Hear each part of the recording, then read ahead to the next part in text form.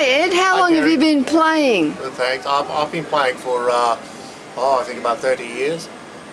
And what got you started with music? Well, actually my family's fairly musical, and they bought me music lessons when I was 12 years old. And first starting on piano, I moved on to saxophone and made my career out of that.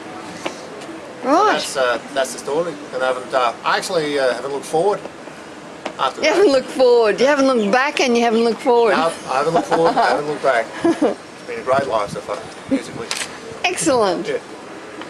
And what's the story with your current setup, your current instrument? What do you use? My current instrument, and the instrument in which I do most of my work, is a baritone saxophone. It's a very old instrument. It was made in 1929.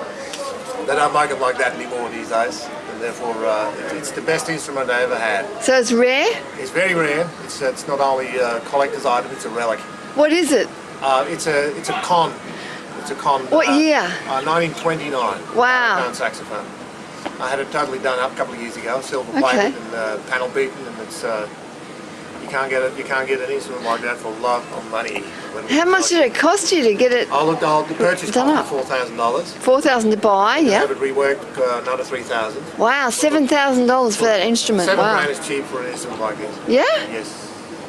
If I had to buy a new instrument, which wouldn't be half as good as this, in any given stage, it would cost me $15,000. Wow. So in that regard, I'm really happy and lucky. Yes. Yeah, no worries. Did well. And who do you listen to? Who are your favourite artists? Well, I have a couple actually. One of them is Wayne Shorter.